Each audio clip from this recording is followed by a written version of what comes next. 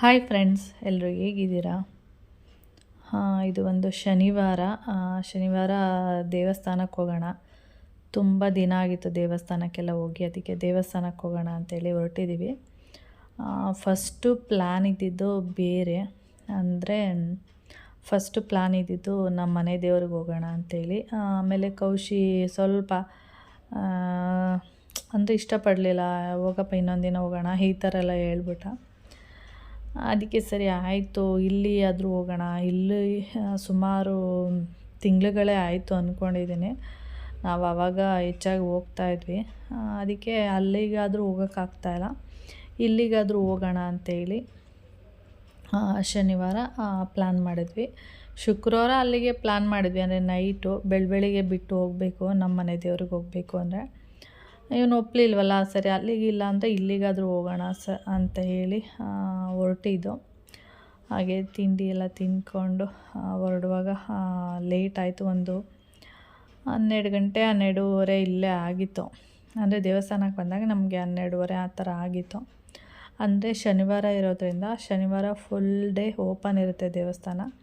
ಅದಕ್ಕೆ ಯಾವ ಟೈಮಿಂಗ್ಸಲ್ಲಿ ಹೋದ್ರೂ ಓಕೆ. ಅದಕ್ಕೆ ನಾವು ಅವತ್ತು ಶನಿವಾರ ಆ ಥರ ಇರುತ್ತಲ್ಲ, ಯಾವ ಟೈಮಿಂಗ್ಸಲ್ಲಾದರೂ ಹೋಗ್ಬೋದು. ಮತ್ತು ಅಲ್ಲಿ ದೇವಸ್ಥಾನದಲ್ಲಿ ಶನಿವಾರ ಊಟ ಕೂಡ ಇರುತ್ತೆ, ಬೇರೆ ದಿನ ಇರಲ್ಲ. ಶನಿವಾರ ಮಾತ್ರ ಫುಲ್ ಡೇ ಓಪನ್ ಇರುತ್ತೆ ದೇವಸ್ಥಾನನೂ ಕೂಡ. ಹಾಗೆ ಬೇರೆ ದಿನ ಅಂದರೆ ಬೆಳಿಗ್ಗೆ ಮತ್ತು ಸಂಜೆ ಪೂಜೆ ಇರುತ್ತೆ. ಬೆಳಿಗ್ಗೆ ಟೈಮ್ ಯಾರು ಹೋಗ್ತಾರೆ ಪ್ರಸಾದ ಇರುತ್ತೆ, ಮತ್ತು ಸಂಜೆ ಯಾರು ಹೋಗ್ತಾರೋ ಅವ್ರಿಗೆ ಪ್ರಸಾದ ಇರುತ್ತೆ. ಫುಲ್ ಡೇ ಓಪನ್ ಇರಲ್ಲ.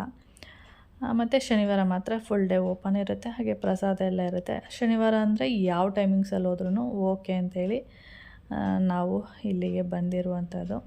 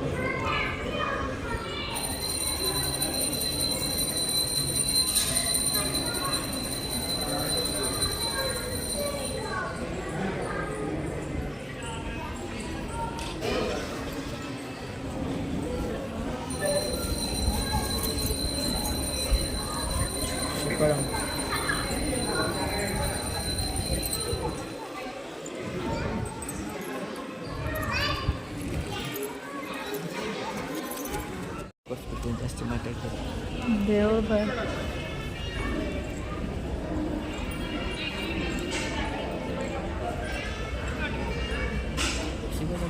ಅಲ್ಲಿ ವಿಡಿಯೋನ ಮಾಡೋಂಗಿಲ್ಲ.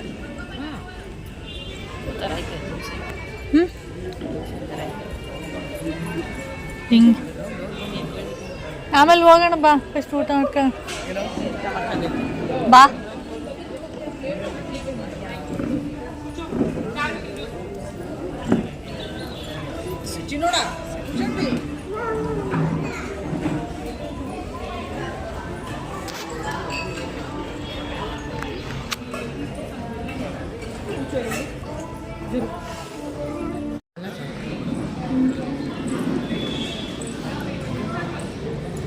ಎಲ್ಲ ಮಿಕ್ಸ್ ಇದೆ. ಏನು ತಿಂತೀರ ಬಿಡ್ತಾರೆ, ಅನ್ನ ಸಾಂಬಾರು ಹಾಕ್ಸ್ಕೊಳ್ಳಿ, ಮುಂಚಿಗೆ ನಿಮ್ಮೆಲ್ಲ ತಿಂತಾರೆ, ಲಾಸ್ಟ್ ಹಾಕ್ಸ್ಕೊಂಡು ಕೊಡಬೇಕು.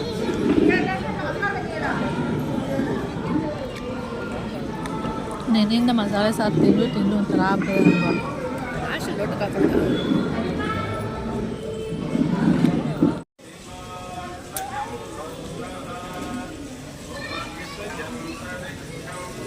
ಹೇಗುಂಟು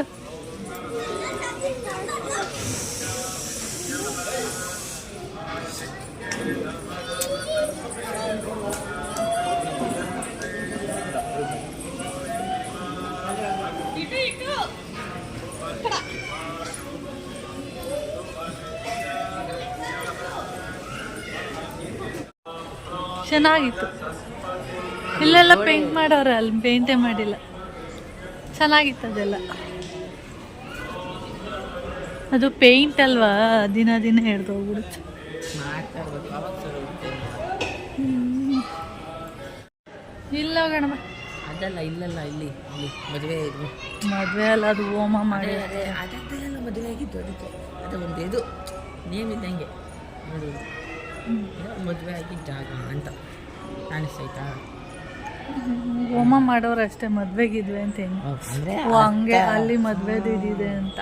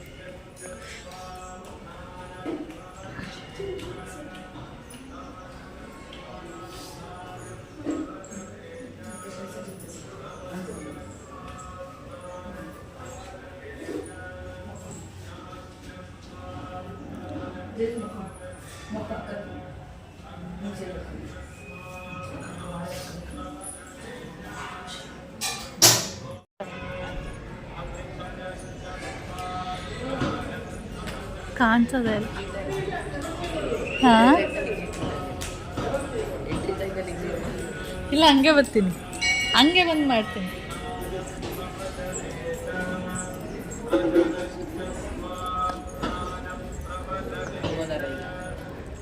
ಹೆಂಗೆ ಹೋಯ್ತು ಕಾಣಿಸಿಲ್ಲ, ನಾನು ಇರ್ಬೇಕು.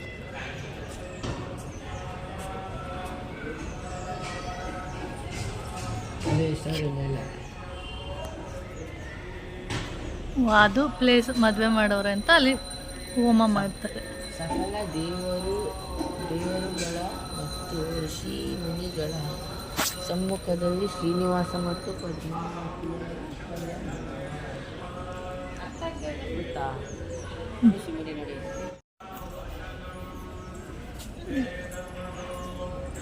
ದರ್ಪಣ ಮಂದಿರ.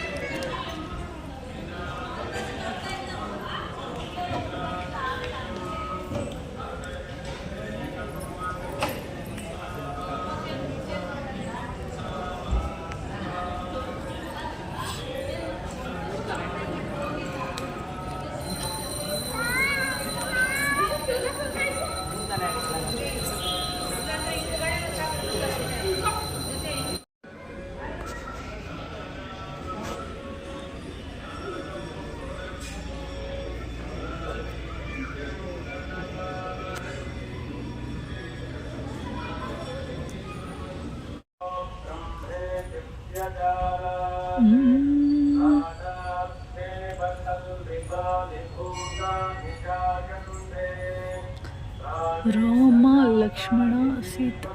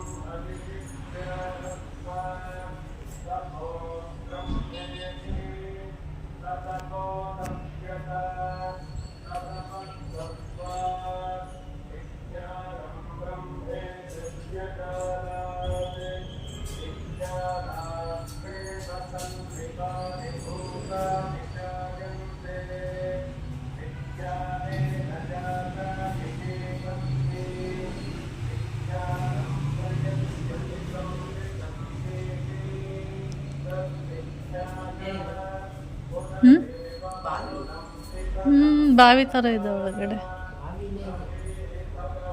ಸರಿ ಬಾ. ಇವತ್ತು ಮದುವೆ, ಯಾವುದೋ ಒಂದು ಮದುವೆ ಇದೆ ನೋಡು. ರಿಸೆಪ್ಷನ್ಗೆಲ್ಲ ರೆಡಿ ಮಾಡ್ತವ್ರೆ. ಎಕ್ಸಿಟ್ ಆ ಸೈಡು, ಅಲ್ಲಿ ಒಳಗಡೆಯಿಂದ ಬಂದರೆ ಆ ಸೈಡು ಅಲ್ಲಿಂದ ಬರ್ತೀವಿ. ಈಗ ನಮ್ಮಂತ ನಮ್ಮ ದೇವರಾಗಮ್ಮ ಇದು, ನಮ್ಮಂತವ್ರು ಬಂದು ಇಲ್ಲಿ ಮಾಡಿಸ್ತೀವಿ.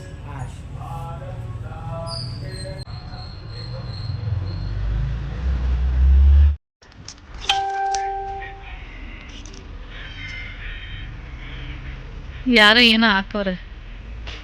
ಏಯ್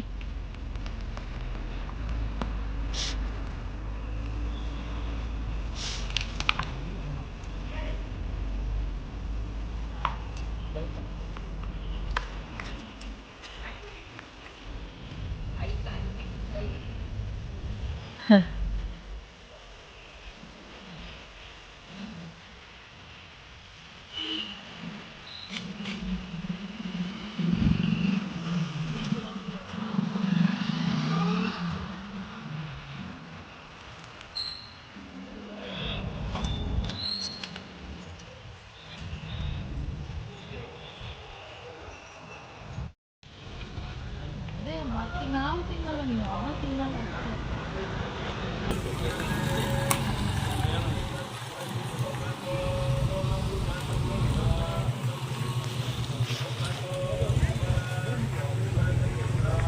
ಸರಿ ಬಾರಮ್ಮ, ಬಾ ಚೈತ್ರ. ಎಷ್ಟೊಂದು 7 ಗಂಟೆಗೆ ಬರ್ತೀರಾ? ಸರಿ ಕಣಮ್ಮ, ಬನ್ನಿ. ನೋಡಮ್ಮ ಈಗ ಹಾಕಮ್ಮ ಏನಾದ್ರು ತಿನ್ನಲಿ. ಆಯ್ತು ಬನ್ನಿ, ನಾವು ಹೊಡ್ತೀವಿ ದೇವಸ್ಥಾನಕ್ಕೆ. ಇಲ್ಲೇ ಊಟ ಎಲ್ಲ ಆಯಿತು. ನಾನು ಸಂತೆ ಹೋಗ್ತೀನಿ, ಅದೆಲ್ಲ ಬಿಗ್ ಮಾಡ್ಬೋದು ಅಂತ ಮುಗಿಸ್ಕೊಂಡು 1 ಗಂಟೆಗೆ ಮನೆಯಲ್ಲೇ ಹೋಗ್ತೀನಿ ನಾನು. ಆಯ್ತು. ಹೂವಿನ ಅಂಗಡಿ ಹತ್ರ ನೋಡಿ, ಈ ಹೂವಿನ ಅಂಗಡಿ ಹತ್ರ ನೋಡಿ, ಹಂಗೆ ಆರ್ಬಿಡ್ತು ಸುಮ್ಮನೆ.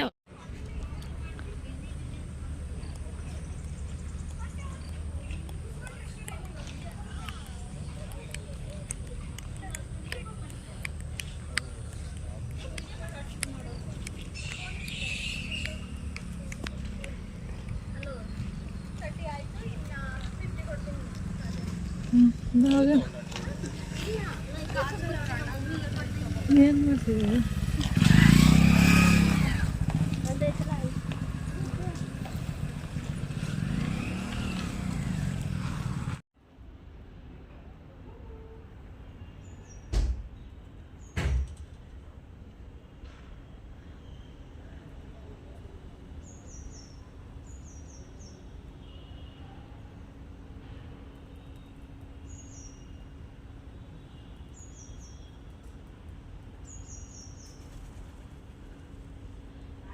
ಹಾಂ,